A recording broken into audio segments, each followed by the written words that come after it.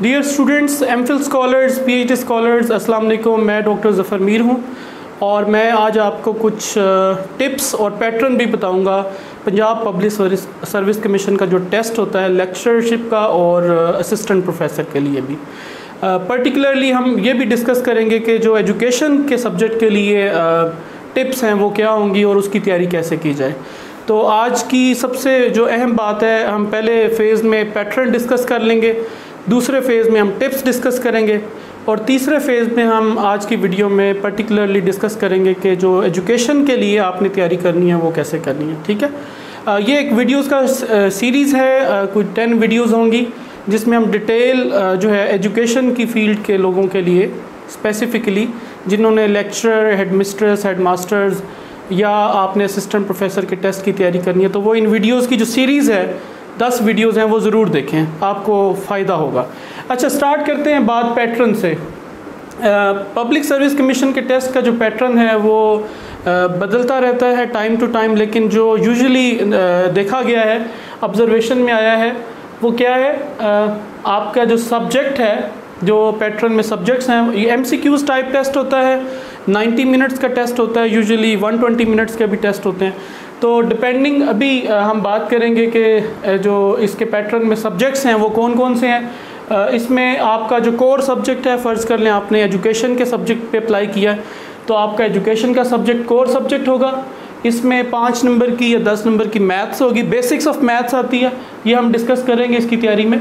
English जिसमें pair of words वगैरह आते हैं, फिल इन द ब्लैंक्स भी आती हैं, एनालिटिकल रीजनिंग और जनरल नॉलेज और करंट अफेयर्स। ये जो सारे बेसिकली आपका फ़र्ज़ कर लें 50 मार्क्स का सब्जेक्ट है और बाकी 10-10 नंबर के हैं तो आपका ये 100 मार्क्स जो है ना वो कंप्लीट हो जाते हैं। इनकी तैयारी जो है ना सब्जेक्ट की प्लस इन सारे कंपोनेंट्स के ऊपर, ये हम अगली जो 10 वीडियोज़ हैं उनमें हम 1 बाई 1 जो है वो तैयार करेंगे। ओके, कुछ जैसे मैंने कह दिया ये MCQs है और 90 मिनट्स या 120 मिनट्स का टेस्ट होगा, डिपेंडिंग कि आप हेड मास्टर के लिए दे रहे हैं या आप लेक्चरर के लिए दे रहे हैं। कुछ टिप्स हैं जो मैं आपसे शेयर करना चाहता हूँ। नंबर 1 ये है कि आप ना सबसे पहले अपने जो नोट्स हैं वो तैयार करें। ठीक है, नोट्स क्या तैयार करने हैं, जो आपके कोर सब्जेक्ट्स हैं ना, आप फिज़िक्स का दे रहे हैं टेस्ट, आप केमिस्ट्री के लिए दे रहे हैं, आप एजुकेशन के लिए दे रहे हैं, तो आप सबसे पहले अपने कोर सब्जेक्ट्स को तैयार करें। ठीक है, अब कोर सब्जेक्ट्स एजुकेशन के पर्टिकुलरली क्या है, करिकुलम है, असेसमेंट है, एजुकेशनल असेसमेंट और एवेल्यूएशन, और रिसर्च है, स्टैटिस्टिक्स है, प्लान्स एंड पॉलिसीज़ हैं, इसके अलावा आपके पास टीचिंग मेथड्स हैं, एजुकेशनल साइकोलॉजी है और एजुकेशनल फ़िलासफ़ी है। तो ये कमोबेश जो 7-8 मेजर सब्जेक्ट बनते हैं वो आपके एजुकेशन के हैं। इन तमाम के लिए नोट्स बनाएं। अब नोट्स किस तरह बनाएं, मैं आपको छोटी सी एग्जांपल देता हूँ कि आप हर बुक को स्कैन करें, जो भी आपकी बुक है, जैसे ये मैनेजमेंट के मैंने नोट्स बनाए, तो मैनेजमेंट की जो बुक है एक रॉबिन्सन की, उसको आप तैयार कर लें। एडमिनिस्ट्रेशन, मैनेजमेंट, लीडरशिप, ये सारा ना इसमें आप कवर करें कि कौन कौन सी थेरीज़ हैं, आप उनके चंक्स लिखते चले जाएं, यानी डिटेल लिखने की ज़रूरत नहीं है, ये लिखें कि ये थेरी क्या है, ये कॉन्सेप्ट क्या है, और आपकी उस पर रिफ्लेक्शन आनी चाहिए कि आपने क्या सीखा है। इसी तरह आप साइकोलॉजी के, इसी तरह फ़िलासफ़ी के, इसी तरह करिकुलम के, इसी तरह प्लान्स एंड पॉलिसीज़ के, टीचिंग मेथड्स के नोट्स बनाएं। ठीक है, रिसर्च के भी नोट्स बनाएं, स्टैटिस्टिक्स के नोट्स बनाएं। और जब आप प्रेसिस बना लेंगे ना, कम से कम एक किताब पढ़ दें। मिसाल के तौर पर आप को मैं बताऊं कि मैनेजमेंट के लिए आप रॉबिन्सन की बुक पढ़ लें। ठीक है, असेसमेंट के लिए आप जो है ना वो ग्रूनल्ड की बुक पढ़ लें। ठीक है, उसके बाद साइकोलॉजी के लिए आप अनीता वुल्फोक या मैंगल की बुक पढ़ लें, बहुत अच्छी है। ठीक है, फिर उसके बाद आप जो है ना वो आपकी फ़िलासफ़ी के लिए मैं आपको रिकमेंड करूँगा, ये बड़ी अच्छी एक किताब है, बड़ा इन्होंने कम्प्रीहेंसिव लिखा हुआ है, an introduction to philosophy in education, और ये विलियम्स एस ये फ्रेड की है। ये अगर आपको ऑनलाइन डाउनलोड हो जाए तो बहुत अच्छा है, अदरवाइज़ ये आपको बुक कहीं से मिलती है, ये ज़रूर तैयार करें। इसमें ना इन्होंने टेबल्स बना दी हैं कि कौन कौन सी फ़िलासफ़ीज़ हैं और उनके कौन कौन से आस्पेक्ट्स हैं और उनका पॉइंट ऑफ व्यू क्या है उन फ़िलासफ़ीज़ का। ये बड़ी अच्छी रेलेवेंट बुक है, आप इसको तैयार करें फ़िलासफ़ी के लिए। ठीक है, करिकुलम के लिए आप बीएड की कोई भी किताब तैयार कर लें, अल्लामा इकबाल ओपन यूनिवर्सिटी की कोई किताब तैयार कर लें, ठीक है। रिसर्च के लिए मैं आपको कहूँगा कि बेसिक जो बुक है वो एजुकेशनल रिसर्च की, वो मैं आपको शेयर कर देता हूँ। ये एजुकेशनल रिसर्च की बुक है LR गे की। ये बेसिक किताब है जो MA लेवल के स्टूडेंट्स के लिए बड़ी आसान है। इसके अलावा अगर आप तैयार करना चाहते हैं तो फ्रैंकल की बुक है, JB Frankel, John W Best की एक बुक है रिसर्च की, इसी तरह लुइस कोहन की बुक है। ये 4 किताबें हैं। इनमें से अगर आप LR गे को भी पढ़ लेते हैं ना प्रॉपरली और इसके नोट्स बना लेते हैं तो आपके लिए सफिशेंट होगा, ठीक है। फर्दर इसके बाद स्टैटिस्टिक्स की आपको मैं रिकमेंड करूँगा कि जो इंटर लेवल की 2 किताबें हैं ना, फर्स्ट ईयर और सेकंड ईयर की, उसमें से जो बेसिक कॉन्सेप्ट्स हैं स्टैटिस्टिक्स के उनको तैयार कर लें। प्लान्स एंड पॉलिसीज़ के लिए इंटर की बुक में जो बेसिक कॉन्सेप्ट दिए हुए हैं कि कौन कौन सी पॉलिसीज़ आई हैं और उनके अंदर क्या क्या उनके इंपॉर्टेंट पॉइंट्स थे, वो आप नोट कर लें किस किस के दौर में आई है। खैर ये सारी बातें हम ना सब्जेक्ट वाइज एक एक सब्जेक्ट को एक एक लेक्चर में हम कवर करेंगे कि उसकी समरी जो है वो मैं आपको बयान करूंगा अगले 10 लेक्चर्स में। तो आप लोग इन सीरीज़ को, ये पहली वीडियो है, इसके अलावा सारी वीडियोस में वो डिस्क्रिप्शन में भी आपको मिल जाएंगी तमाम वीडियोस का लिंक ना, तो आप एक एक करके सारी वीडियोस देखें। तमाम सब्जेक्ट्स को हम कवर करेंगे एजुकेशन के ना। अच्छा, फिर इसके बाद बीएड और एमएड की परवेज़ की बुक है जो MCQs टाइप बुक है। वैसे तो मेरा आपको मशवरा ये है कि पहले आप कॉन्सेप्ट क्लियर कर लें सारी किताबों के, उनके नोट्स बना लें 10-10, 15-15 पेजेस जो आप एक ही गो में देखें तो आपको क्लियर हो जाए। फिर दूसरा जो MCQs को अटैम्प्ट करना है ना, ये परवेज़ की बुक है, 2 बीएड के लिए भी है, एमएड के लिए, इसको तो रट लेना, ये बड़ी ही इम्पोर्टेंट इसके दोनों वर्जन्स हैं। अदर देन दैट MCQs की तमाम किताबों को बाद में आपने करना है जब आप एक दफ़ा कॉन्सेप्ट सारे अपने तैयार कर लें, ठीक है। अच्छा, दूसरी मेरी आपको सजेशन ये है कि इसमें नेगेटिव मार्किंग होती है, ठीक है। अगर आप 4 क्वेश्चन जो हैं वो गलत करते हैं तो 1 नंबर कटता है।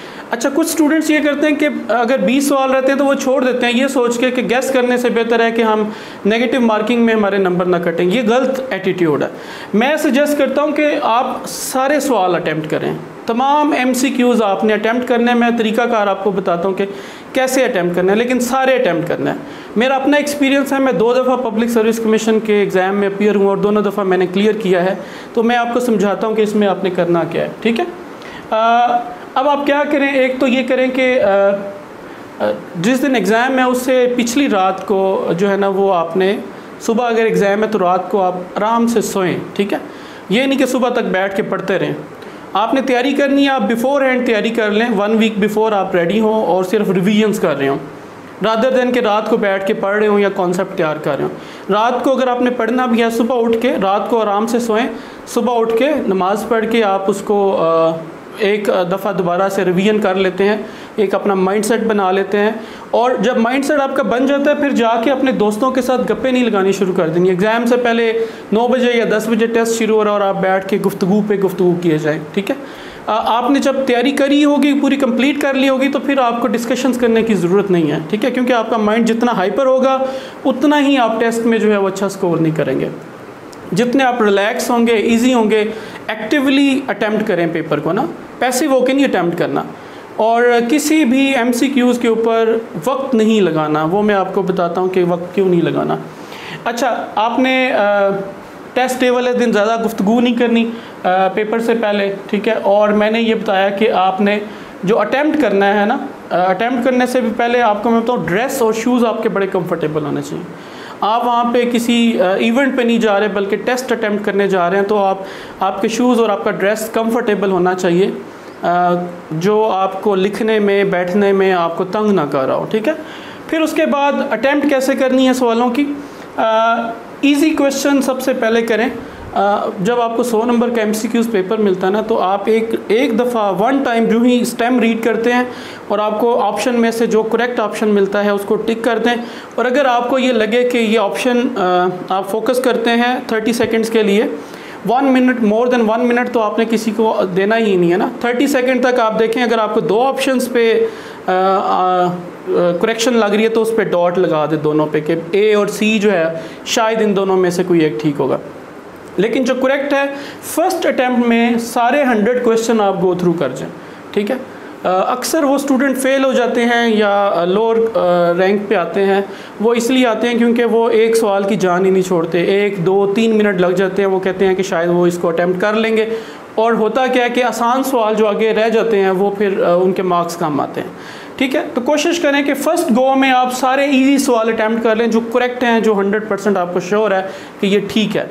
वो आप देखेंगे कि 100 क्वेश्चन करने के बाद आपके टाइम जो है ये बड़ा इंपॉर्टेंट फैक्टर है। ज़्यादा से ज़्यादा 45 to 50 मिनट्स के अंदर अंदर आप 100 क्वेश्चंस को अटैम्प्ट कर जाएंगे, एक दफ़ा देख लेंगे, सारे जो इजी होंगे वो सारे अटैम्प्ट कर लेंगे। अच्छा, सेकंड टाइम पे आपने जो रिमेनिंग आइटम्स हैं जिनके ऊपर आपको डाउट था कि ये 2 ऑप्शंस में से कोई एक ठीक होगा, उनके ऊपर आप वर्कआउट करें, उसको बेशक थोड़ा टाइम दें।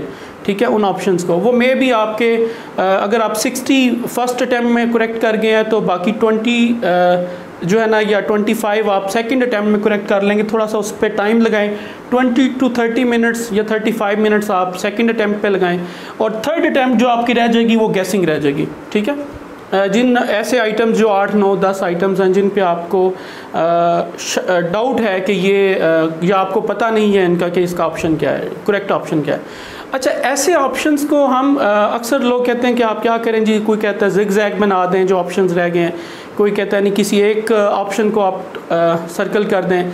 ऐसा नहीं है, आपको कोई ना कोई पैरामीटर ज़रूर बनाना है, कोई ना कोई स्टैंडर्ड ज़रूर बनाना है उसको, उस ऑप्शन को टिक करने के लिए भी।